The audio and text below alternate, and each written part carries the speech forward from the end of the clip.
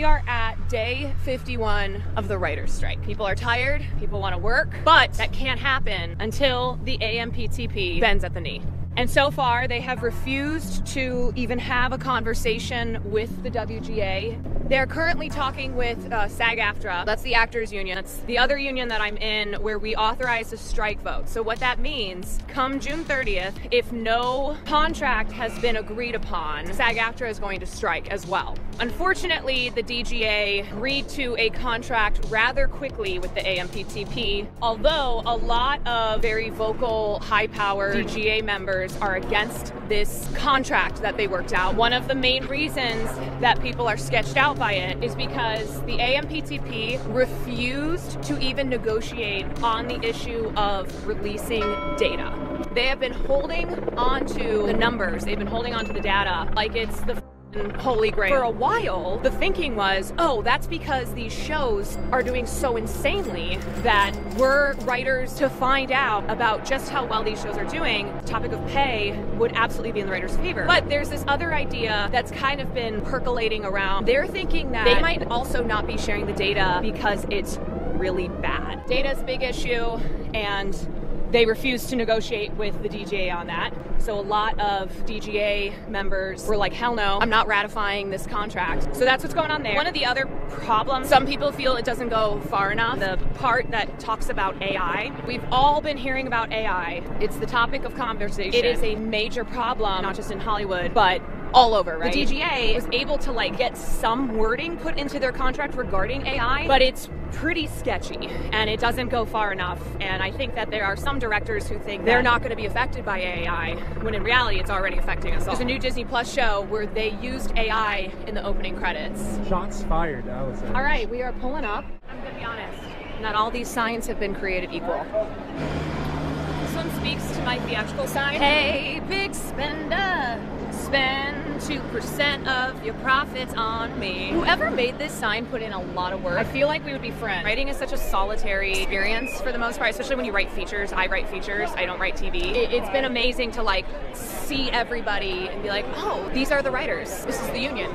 The WGA it's not the biggest union. We have about 11,500 members, but it is very strong. Almost a year before the strike, they started sending out surveys and talking to members and saying, what is it that you need to see change? What is it about this career that is hurting you? So they gathered all of that information, and then that was how they put together the strike demands. The WGA, or are you just showing up to? We're children of your stuff. Children of WGA members. I love it. They're my crew. This is your crew. Were you there for the 2007 strike? I was. Can you tell that I look that No. You seem worldly. You seem like you've been doing this a long time. Yes. I mean, now you've got your children with you. This is my first strike. How do you feel the energy of this one is different than 2007? People that are new have been so screwed over this Yeah. time. Both times we knew we were fighting for our lives, and we still are. Yeah. And it's a little bit sad when it's the second fight for our lives, for some of us in our generation. Yeah. Everything that we do is not just for ourselves, but it's for the future generations, right? That's what labor strikes are all about. Tosh.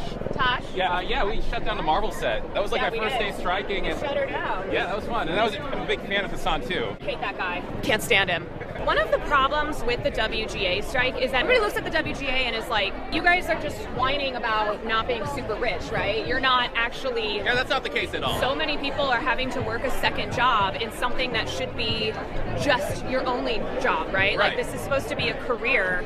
Right. And because of all the changes, more and more people are having to pick up second jobs, just like teachers. Yeah. Just like other people who are in a union. Hi, how's it going? What up? What up? You got your cute little baby. I'm out here. Are you WGA or showing up for Not SAG? WGA, but I'm out here in support. The word, are you ready to strike for SAG is not Yeah, really... we got to. What the directors did in getting their deal, which was an amazing deal. Yeah. We got to show some solidarity, Yeah, that's right. Let's get people paid, Yeah. How about you? I joined SAG in 2016, I think, and then I joined the WGA in 2020. Grant, I'm trying to get there. You know what? I sold one script and I was in, and then that script never got made, but here I am. It was nice to talk to you. Cheers. Can I get in one of these strollers? Great to see a lot of actors out here, like people who are strictly SAG-AFTRA. They're 7 days away from fully joining this. I really think SAG is going to end up striking. A lot of the issues that the WGA is dealing with, AI and stuff like that, we share with SAG-AFTRA. Residuals. The WGA has, of course, their own separate concerns. There are certain issues that are only affecting writers, and so we cannot sign this contract with the AMPTP just because DGA does this, right?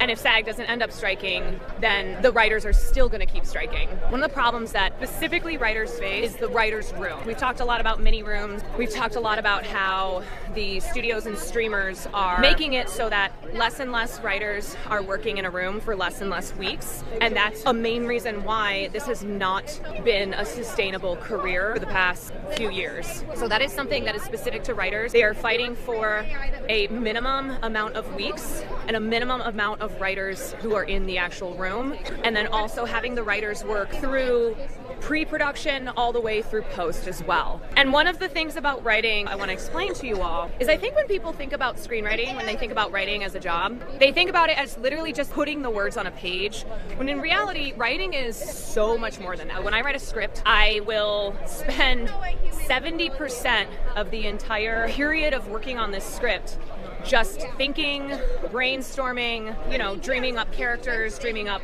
storylines, and then the actual writing part, the like me sitting down at my computer, typing, is maybe 30%. Like that part is actually for me the easiest. It's the everything that comes before that and then everything that comes after that as well. Writing is so much more than just sitting down and typing some shit up. And so much of that work is done for free. From like a finish, how long does that usually take? You don't always tell people, at least this used to be the case, like when you would see something in theaters, well, now everything's like a reboot, preboot, whatever, sequel. Are like they're churning those out, right? Not churning them out, but it's not as if you see a Marvel movie and it took 10 to 15 years at the point of the script first being written to actually being made, right? Like, cause they want to make those movies, but otherwise, for instance, Booksmart, okay? Booksmart, which came out, what, a couple years ago? Booksmart took 10 years from the first time that the script was written to the time it actually appeared in the theater. So that usually tends to be the case with like original films, ones that are not part of a franchise. Companies won't feel the writers stopping their work until like a while from now. One of the things that they kept saying to their consumers and to their shareholders was, don't worry, we have so much content stockpiled, so we're good. We've been hoarding scripts. We've been having writers work on stuff up until the last minute. But the problem is, this is one of the fundamental disagreements between the AMPTP and the WGA. Writers are trying to get everyone to understand that writing does not just happen in, you know, one place, one time, sitting down, writing a script, turning it in, and then you're done, right? Writing is happening throughout the whole goddamn process. The idea that a show, so for instance, House of Dragon put out a statement, they were like, we're gonna keep filming, we're not gonna stop production. It's like, how? Who's gonna fix the script when there's problems, right? That's the thing with writing, is that you can't have an ego about it, especially when you're a new writer, because everything will change. And sometimes it's just the bare bones idea that sticks around, right? Even when you have your production script, the thing that is the final version that's supposed to be the script that they're using to shoot, that shit changes all the time. Sometimes they're under, you know, they're over budget, so they have to consolidate. Sometimes actors are like, this isn't working with my character.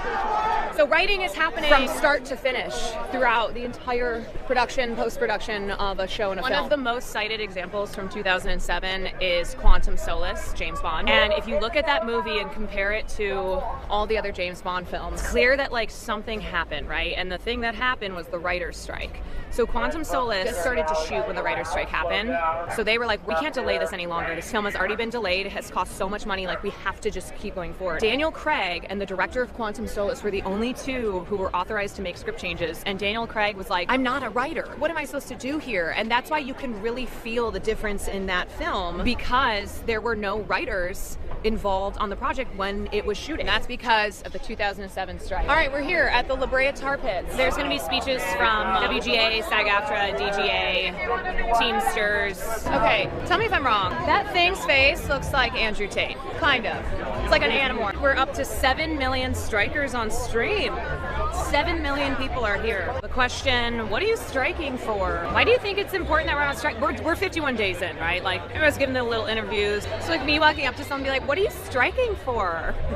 Why do you think this strike is important? I feel literally 20 pounds lighter without that sign. This is a lot of writers. People are out of their houses. This is honestly probably the most that writers have been out of their houses collectively. A lot of grass touching. Hi guys. I like walk out and say hi to people. We all just ran into each other. We're all like previous coworkers. Oh, I love that. Where did you guys work? On Riverdale. Oh my gosh. Yeah. Amazing. So it's like nice we all just ran into each other. Amazing to actually be around and meeting so many writers, because for my writing career thus far, it's like just been me, which can be like very lonely and depressing. This is the place to be. Every industry needs to be doing this. Yes. If you can be in a union, you should join a union. If you can start a union chapter at your job, start it. Yes. Unions make life better, but they also make life better for people who aren't in unions. Absolutely. So pay rise goes up for even people who aren't in unions. Yeah. So what's been great is to interact with people who I've been in a foxhole with, but haven't seen for years. Like you do a show, you're like, oh my God, we're gonna be together forever, and then it ends, and then you're not. And so to see them and to reconnect with a lot of people is absolutely the best part. Oh my God, it was incredible to see all of you out here. All right, we have representatives here from every union in Hollywood. Give a very warm welcome to Boots Riley, everybody. So I'm a member of the WGA. I'm a member of the DGA. I'm a member of SAG. And I used to work for UPS, so I used to be a member of the Teamsters. This one is called Everything. Every death is an abrupt one. Every cop is a corrupt one if you ain't got no cash up in the trust fund. Every cat with a gap want to bust one. Every guest want a +1. Every tenement's a penitent. So every tribe man is innocent. Time served should be the sentence spent. Everybody want to hit a lick. Every one of y'all is getting pimped. Every time I spit, I'm finna rip. Every cancer is a homicide. When streamers like Netflix, Hulu, Amazon, and Apple came into our industry, the studios exploited the changing landscapes of our business to increase their profits at the expense of our livelihoods. The combined revenue of the 8 companies at the AMPTP table last year was $1.3 trillion. We are here to tell you that we will fight until we get the deal that we all deserve, because we here today are the workforce of Hollywood, and we will win. I need a dollar, that's what I need. Help me out, said I need a dollar. Thank you, man. Well, here we are, day 51. I mean, it's They hold us off this long on purpose because they expect us to lose energy and momentum. That's our job, to keep the energy up.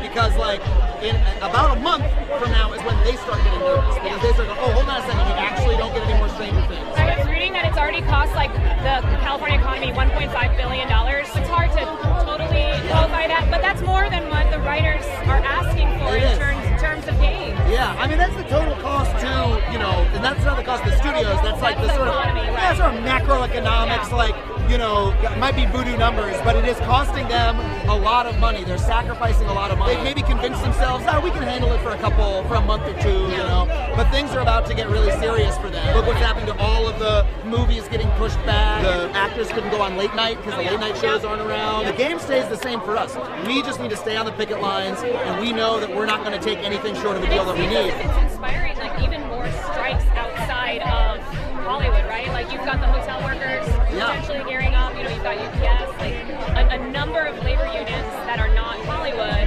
but are looking at everything that's happening. They're feeling the energy, they're feeling the solidarity, and going, you know what? We're going on strike too. When you use power, it builds power, right? And when people see power being used, it makes them realize, oh, maybe I could use that power as well. The Writers Guild is a very privileged union in a lot of ways. One of the ways that we get a lot of excess media coverage because we're in Hollywood. I like to think that we use that to spread, this is how a real union works. Right. And we show to other unions, we show to other workers, this is what a union does. We are an old-fashioned member-powered union. We are literally depriving them of the product of our labor. And that's why you see other unions who are not from our industry. You see UFCW, Unite Here, other member-powered unions out here. We're on strike for our own issues, but we know that by being on strike, we are furthering the labor movement as a whole. And that's something that we're really committed to. I'm the woman, the myth, the legend, Lindsay Doherty. Thank you so much. Listen, I'm a fighter as well, so her I love to fight mentality, I'm like, yes! We did it. We did it, Joe. Brought you to the action that is happening here in Hollywood, here in Los Angeles. We are 51 days into the strike, and we are not slowing down. We are not stopping. There is nothing without writers, okay? There is nothing without the labor. There is no profit without the people who do the goddamn work. So pay us what we deserve, and that's all I gotta say. Quan 2030.